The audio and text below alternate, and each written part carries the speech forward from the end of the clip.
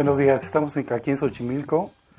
La idea es que vamos a poder platicar con tres maestros sobre la visión que tenían nuestros antepasados.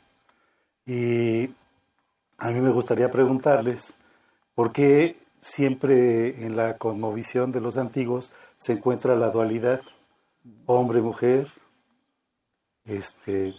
porque creo que esto es una de las situaciones que distingue mucho a la cultura de nuestros antepasados. Pues, ¿quién quiere iniciar en este gran tema? Vamos a tomar la iniciativa Adelante. para abrir tema. Sí, sí, sí. Buenas tardes. Buenas tardes a todos. Buenas tardes, Cali Mexica, y a todas las personas que nos acompañan. Es un gusto, un placer estar aquí compartiendo con personas tan importantes, pues, seres con tanto conocimiento y, bueno, pues, seguir aprendiendo de todos ellos. Mi nombre es Yaucelot Chimalocelot, ¿sí? Y, bueno, pues estoy aquí también para compartir un poquito y aprender muchísimo de todos ustedes. Bueno, respecto a lo que llega a preguntar, la concepción de presentar hombre o mujer es algo para generalizar el complemento de lo femenino, lo masculino, del positivo, del negativo, del izquierdo, del derecho. Es esa complementación para determinar esa dualidad. Entonces, nuestros abuelos mostraban esa parte por ejemplo, en los 5 soles, ¿no? El sol de agua sobrevivió un hombre y una mujer. El sol de viento sobrevivió un hombre y una mujer. El sol de fuego sobrevivió un hombre y una mujer. Pero en esta manera metafórica de decir, ese complemento da pie a toda una gama más de elementos que van a transformarse, que van a generar conocimiento, que van a generar sabiduría y que nos van a mostrar un cambio o una transformación en el siguiente aspecto de evolución o de transformación de las eras o de la biología o de la evolución en la naturaleza. Sí, de hecho, parte de esta visión dual es muy interesante cómo tenemos que verla hoy en día desde dos ópticas. Sin embargo, antes, al no tener la palabra para poder diferenciar dos ópticas, la juntaron en una sola. Hoy en día tenemos dos palabras para definir la visión del mundo. Es decir, o la vemos desde el punto de vista universal, que sería cosmogonía, o la vemos desde el punto de vista humano, que es filosofía. La filosofía se encarga de interpretar el universo y la cosmogonía se trata de que el universo nos dé a nosotros un sentido. Esta forma de pensamiento dual complementaria nace porque todo lo que nos rodea está conformado por estas dos partículas. Si nos vamos ya a un nivel muy físico, muy biológico, no puede existir nada que no tenga esta complementariedad. Y nuestra visión filosófica lo que hace es darle interpretación a esto. Otras civilizaciones del mundo le han dado otro tipo de óptica, otro tipo de visión. La visión budista, la visión taoísta, incluso la visión egipcia durante la época de los reinados de Seti, observaba muchísimo la naturaleza y la trataban de interpretar. Lo que nos pasó a la humanidad, antropológicamente hablando, es que hubo un punto donde se pierde la interpretación del universo y se enfoca a la explotación del potencial humano. Y nacen ciertas formas de pensamiento donde posicionan al humano como amo y señor del universo y nos separa a nosotros de la naturaleza y nos posiciona muy alto. Esa corriente se llama el renacimiento, donde de pronto todo lo celestial, todo lo hacia arriba se pone cuadrado y ahora vamos a hablar sobre la humanocentricidad y ser dominio sobre eso. Ahí se fractura el entender la dualidad que posee masculino y femenino, y por esa razón existe una parte dominante masculina en muchas representaciones, tanto artísticas como religiosas, donde no aparece la figura, vamos a poner redundantes, no figura la iconografía femenina, ¿no? Por un ejemplo muy básico, en ciertos dogmas religiosos por parte de Occidente, no tiene peso igualitario la figura femenina a comparación de la masculina. No sé qué opinas. Sí, bueno, que por ejemplo que en la cultura maya de Mérida, que también hay esta asociación de la dualidad hombre-mujer, y pues confluyo con ustedes, ¿no? De que pues es una guía de conciencia ética o de funcionalidad o de servicio hacia la vida, ¿no? Y en este sentido acá se percibía, por ejemplo, a Ixchel Itzamna, y pues son igual pues guías para el funcionamiento de la vida del ser humano. Sí, sí, sí, y aparte me imagino que, por ejemplo, en la medicina, aquí el maestro también tiene este don en las manos y el don en el corazón de poder guiar y curar. Dentro de la medicina, dentro de los temazcali, ¿no? Que son increíbles bóvedas sanadoras, también encuentras esa dualidad ahí, ¿no? Sí, claro que sí, que bueno, que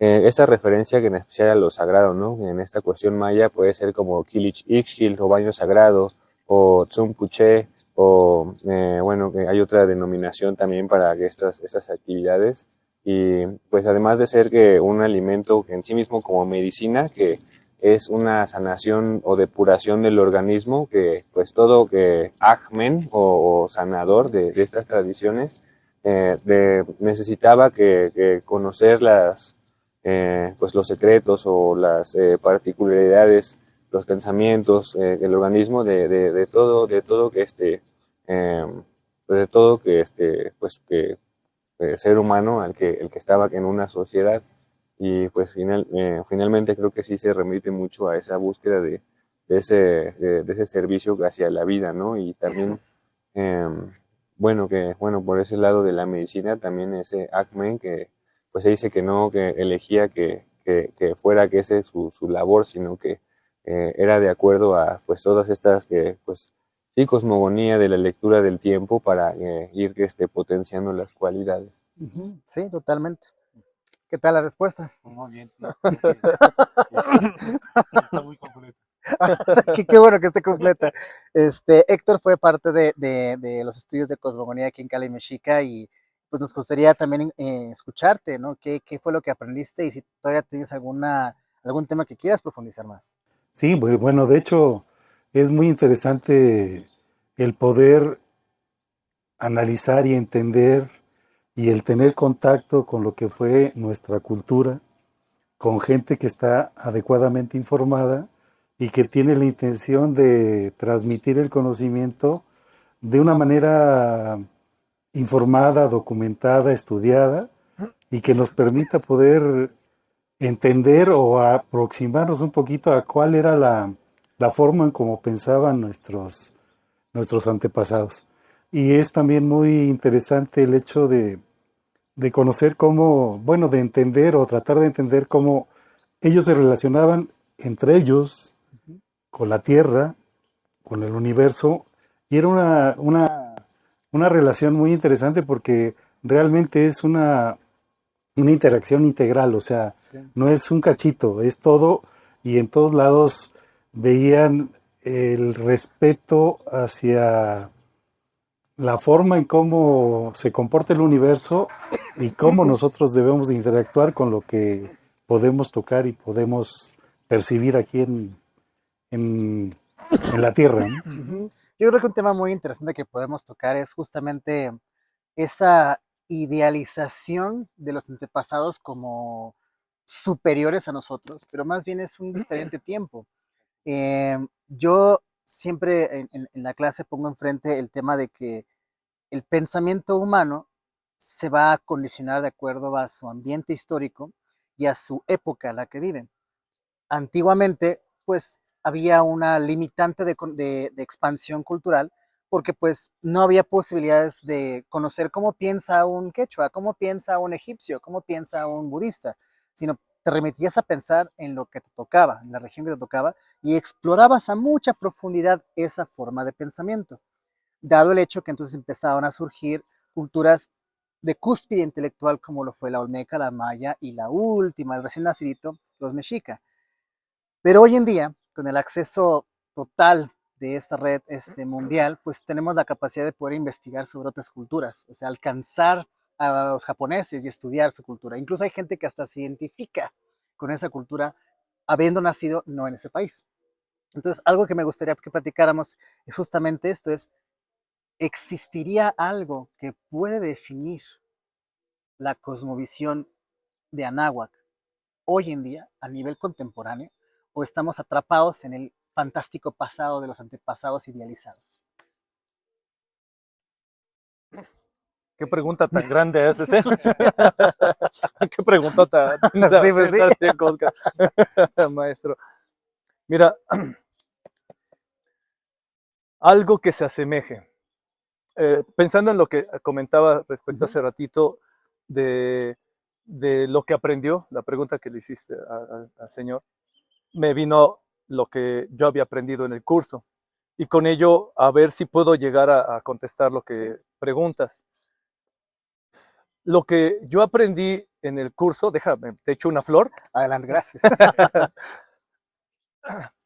Yo había escuchado sobre Tlahuizcalpantecutli y Xolotl, ¿no? Al amanecer es Tlahuizcalpantecutli y al anochecer se convierte en Xolotl. Y había escuchado y leído sobre la historia, ¿no? De Quetzalcóatl, que pues en sus metamorfosis se convierte en una Xolotl, en sus metamorfosis se convierte en un Huexolotl, y en la historia, ¿no? Y había escuchado esto de Venus Tlahuizcalpantecutli y Venus Xolotl. Y había leído un poco, pero no entendía qué era esta transformación. Hasta que en algún momento una maestra muy querida también llegó a comentar, a veces somos maestros y a veces somos alumnos. Totalmente. Permítete escuchar para que seas ese alumno y vuelvas a reaprender y no te quedes con esa idea. Cierto, ¿no? Tengo que aprender. Y entonces llegó una de tantas oportunidades, una de esas fue tuya, cuando nos explica en el curso el tránsito astronómico de Venus alrededor de la Tierra y ese ciclo de 580 tantos días, y la parte donde se oculta detrás del Sol por 60 días y la parte que está frente a nosotros por 8 días. Y ese espacio donde Venus lo podemos apreciar al amanecer durante 200 y tantos días y lo vemos al atardecer los otros 200 más días. Entonces me quedo, wow, o sea, tan sencillo, lo había visto, lo había leído, pero no lo había entendido, no lo había asimilado hasta que el maestro Coscat lo comenta y todo eso, y dije, ay, eso era lo que quería, ¿no? Entonces, ahí en este vislumbrar tan hermoso, lo que nuestros abuelos tenían por gran conocimiento y en observaciones, en análisis, en conocimiento heredado de generación en generación, pudieron amalgamar y hacer concreto, decir, esto es ciencia, esta es nuestra filosofía, y esta medicina tan grande que también es ciencia, que algunas veces llamamos milagros, lo concebimos así y lo muestran, ¿no? Y nos lo muestran por cachitos, porque el resto está destruido. Hoy en día esto que nos heredan nuestros abuelos nos da esa chispa para seguir investigando del por qué, del para qué y cómo le hicieron. Y nos damos cuenta que utilizando herramientas tan sencillas, encontraron tantas cosas tan innovadoras, tan increíbles, que aún no la creemos cómo le hicieron. Y del mismo modo, nuestra iniciativa como humanidad, como sociedad, también estamos creciendo. Uh, Absorbemos eso que nos delegaron, lo ponemos a práctica, bueno, de buena y no buena manera, lo cambiamos, lo transformamos y seguimos adelante. Nuestro país tiene mucho que dar, mucho que hacer, mucho que transformar, y lentamente lo estamos haciendo. Esta iniciativa que tenemos nosotros, este trabajo que emprendedores como el maestro y otras personas que no vemos, nos dicen, vamos a avanzar como mexicas que somos, en unidad, basta de egoísmos, basta de individualismos, vamos a trabajar juntos, y todo eso que sabes tú, lo que sabes tú, lo que sabes tú, vamos a conjuntarlo, amalgamarlo, construirlo, enriquecerlo, y a demostrar a los demás que sí podemos y que somos más que una sola persona, somos toda una unidad, todo un México que está deseoso y ansioso de seguir creciendo. Sí, totalmente, yo estoy de acuerdo al 100%. Yo creo que esta renuente práctica de decir es que los abuelos, los antiguos eran más sabios que nosotros. Yo siempre digo, si hoy en día existiera una máquina del tiempo y trajeras a un maya a esta época, le dejas de vivir 10 años, no sabría muy bien todavía qué está pasando. Pero al contrario, abriría los ojos y diría, con tantas herramientas que ustedes tienen, podemos hacer un montón de cosas, ¿no? Por ejemplo, el estudio de latitudes y longitudes, para un maya le abriría así la mente, diría, no puedo creer que te tengan Google Maps y puedan ver todo esto, ¿no? Cuando yo tenía que sentarme y poner en piedrita anotaciones de la observación de Venus, y ahora lo podemos ver en la palma de un celular, ¿no? Eso es muy interesante. ¿Tú qué opinas acerca de esta, o sea, cómo retomamos la educación, pero a una visión contemporánea? Algo bueno, personalmente que no he podido como que dejar de olvidar, creo que sí estoy en esa parte también como de pues lo absorto en esa mística, Ajá. pues es de que, bueno, o sea, acá hay en realidad seres de conocimiento, ¿no? Que han resguardado Ujú, ujú. algunos métodos, pues, un maestro, ¿no? Que nos enseñó a predecir los temblores. Sí, claro. En realidad es conocimiento y, este, eh, ¿cuál es el objetivo del...? La pregunta que hoy en día con la educación tenemos muchas herramientas, tenemos celulares, tenemos laptops, tenemos computadoras, tenemos un montón de cosas. ¿Y cómo podemos traer ese conocimiento antiguo a esas herramientas y de qué manera podemos definirlo como una educación contemporánea antigua, ¿no? Ah, bueno, igual se ha que esté transmitido, ¿no? Que continúa el saqueo y la explotación en América Latina, ahorita está por Canadá y todo ese conocimiento, los abuelos dijeron, la riqueza no es el oro, ¿no? La riqueza Claro. es el conocimiento, bórrenlo, ¿no? También escóndanlo y también en ese sentido, también en zonas mayas se resguardan mucho ese conocimiento de que esto que pues no es para hacernos ricos, sino es pues, para cuidar la vida y en ese sentido sería como completar pues comprensión y empatía con los pueblos, ese apoyo, retroalimentación para pues igual pues uno que pues también ayudar a más personas con ese conocimiento, ¿no? Porque también de alguna manera eso continúa, ¿no? Con los Sí. pueblos. Ujú. ¿Y a ti qué te sorprendió de aprender todo esto? ¿Tuviste miedo? ¿Tuviste nerviosismo? ¿Te has confundido? A lo mejor la lengua náhuatl fue muy foránea para ti. ¿Qué te sorprendió más? No, más bien fue muy atractivo porque finalmente redescubres muchas cosas y el interés sobre conocer un poquito más te lleva a investigar más, a checar, a ver puntos de vista diferentes de muchas personas. Y yo creo que respecto a lo de la pregunta que decías, yo creo que este medio, el informar, pero el informar de una manera documentada, el informar de una manera que se investigó, que pudiste checar, que realmente no va con una tendencia, sino va con el ánimo de otorgar el conocimiento simplemente porque es conocimiento, yo creo que es la medida adecuada y finalmente eso por sí mismo va a generar el deseo, el entusiasmo de un público que está viendo. El poder meter esto a las redes sociales va a dar un impulso y una fuerza importante a estos esfuerzos de mucha gente que ha investigado, que ha checado y que quiere compartir el conocimiento, ¿no? Creo que es eso. Finalmente es compartir, es el pensar y el dejar que la gente entienda de la forma en que lo quiera entender y lo quiera transmitir sin imponer, ¿no? Claro. Simplemente, pues te lo doy y aquí está, tú sabrás si lo tomas o lo dejas. Y creo que también es bien pues admirable esa responsabilidad y determinación para preservar estos conocimientos, Sí. porque incluso que los mismos herederos de pronto dicen, no, ya no quiero que continuar con las medicinas o con las tradiciones, quiero que ir a la ciudad y que uno que pues asuma y reconozca que pues este legado también es una labor pues digo, igual te echo flores también. Ay, Muy yo ya que tengo aquí mi sembradío de flores, güey. tu coronita de flores. Fíjate que yo algo que le atribuyo muchísimo, o sea, ese antiguo conocimiento que se descubre, yo tengo no la obsesión, pero sí el profundo interés por la cuenta del tiempo y por la ciencia que no engaña, que es la matemática. La matemática no puede engañar, ¿no? Entonces, la estructura temporal tiene una razón de por qué está marcado en ciclos de 52 y luego ya bajado a numerologías como el 13. Pero, por ejemplo, estamos ahorita por llegar a un Shimolpili, a un fuego nuevo. y estamos dándole finalización a toda la vuelta de los 4 rumbos, lo que significa que estamos actualmente cursando los últimos 52 años de una era Tezcatlipoca, una era donde es literalmente la observación hacia sí mismo.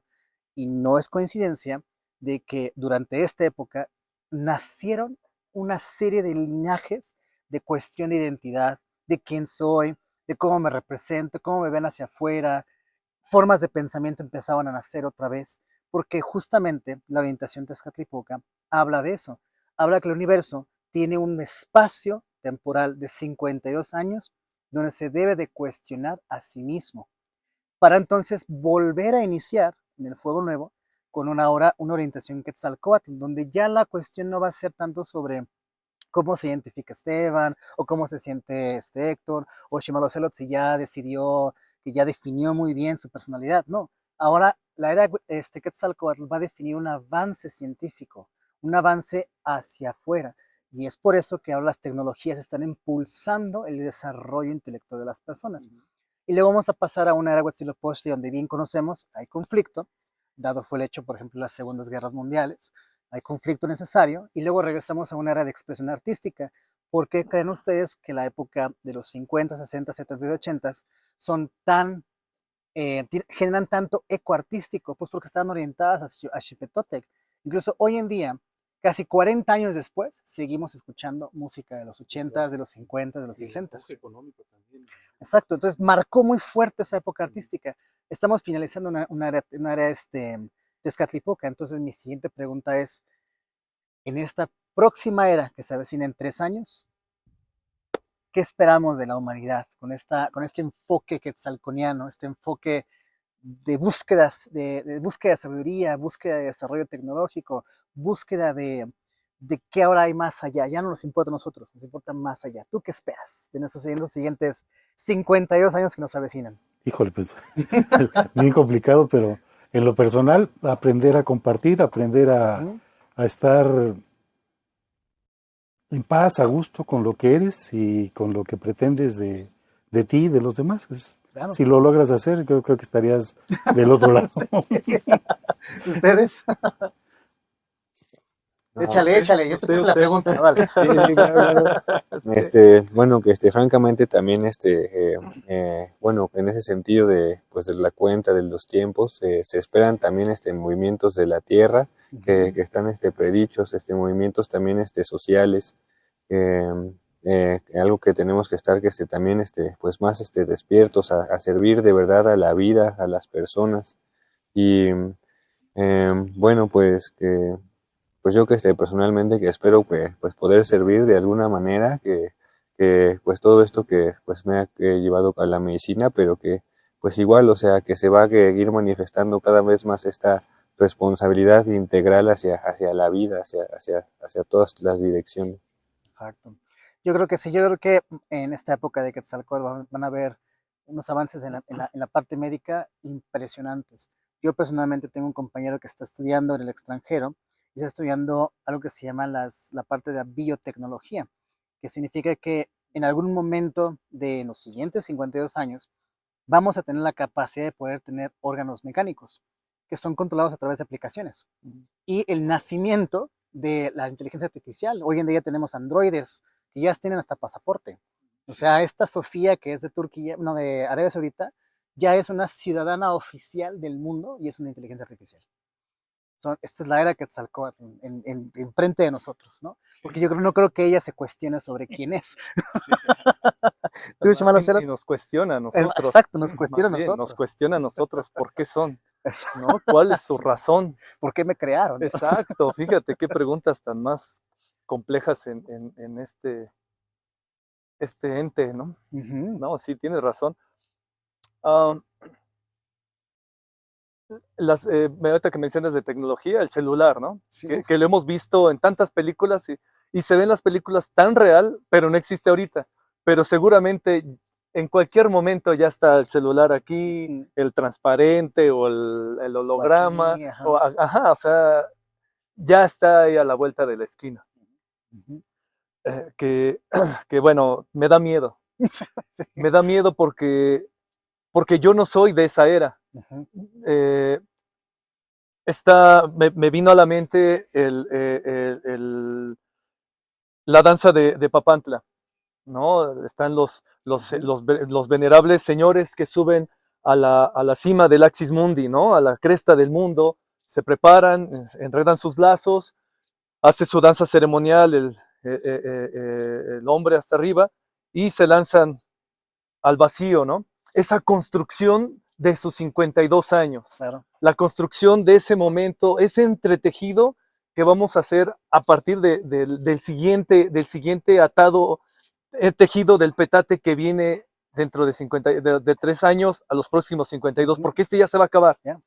Este ya se va a acabar, y sí, mencionaste todo lo que se construyó, todo lo que se tejió, ese entramado de estos 52 años, que, bueno, nos tocó vivir, nos tocó cambiar, ¿no? Empezó en el 74, ¿no? No nos tocó el tejido anterior de los Beatles y todos Exacto. ellos, ¿no? Nos toca ese legado, y ahora, ¿qué legado le dejamos al siguiente tapete? Entonces, es una incógnita. ¿Qué es lo que va a pasar? ¿Qué dejé yo? ¿Qué hice yo? ¿Qué me toca hacer a futuro? Entonces, sí, o sea, no digo, me da miedo qué va a pasar, o sea, la incógnita de lo que las generaciones que les toca entretejer ese tapete, ¿no? ¿Qué es lo que van a hacer?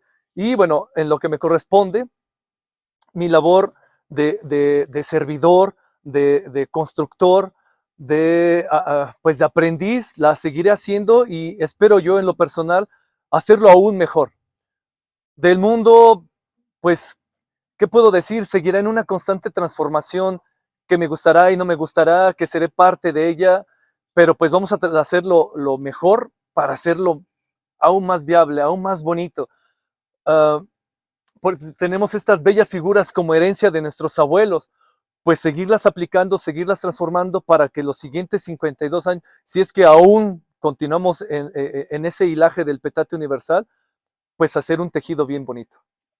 Bellísimas palabras por parte de este gran maestro, con esa fuerza. Y pues bueno, ha llegado el momento de empezar a despedirnos, entonces vamos a pasar uno por uno diciendo unas palabras finales.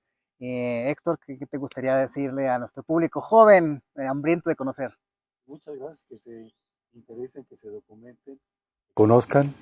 El Cáliz Mexica es un medio muy bueno para poder empezar, documentarte y te aproxima a todo esto. Pues muchas gracias, Gracias. un gran alumno por parte de Cáliz Mexica. Palabras finales, hermano.